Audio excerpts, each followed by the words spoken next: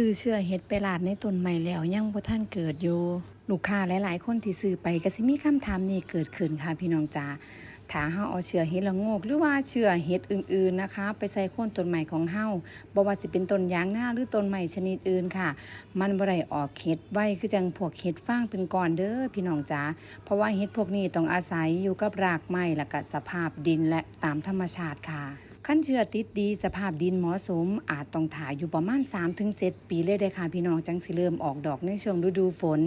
ขันเป็นเห็ดโค่นแห้งยากไปอีกค่ะพี่น้องเพราะว่ามันก็สิเกี่ยวกับพวกรังปลวกเข้ามาอีกค่ะระบบนิเวศหลายอย่างค่ะพี่น้องจ้าบางเทื่ออาจสิต้องถ่ายอีกหลายปีหรือว่าบางแห่งบางหม่องอาจจะบ่ออกเลยค่ะแต่คนที่ซื้อเสื้อเฮ็ดแล้วก็ไปเทใส่ต้นยางนานะคะพี่น้องคะถือว่าเป็นต้นไม้ที่มีโอกาสที่สิเกิดสูงค่ะยิ่งต้นไม้แข็งแรงดินชุ่มชื้นมีใบไม้ทับถมนะคะแล้วก็บ่ใส่ยาฆ่าหญ้าหรือว่าสารเคมีก็สิเฮ็ดให้เฮ็ดของเฮานั่นเกิดขึ้นเร็วค่ะพี่น้องถ้าอยากให้มีโอกาสออกเฮ็ดหลายขึ้นอย่าขุดหรือว่าพ่นดินไก่โค่นต้นไม้หลายรักษาความชุ่มชื้นไว้โดยเฉพาะหน้าฝนนะคะปล่อยให้มีใบไม้แห้งๆคลุมหน้าดินหลีกเลี่ยงการใส่สารเคมีที่แรงๆสรุปง่ายๆก็คือว่าเฮ็ดละโงกต้องท่าประมาณ 3-5 ปีขึ้นไป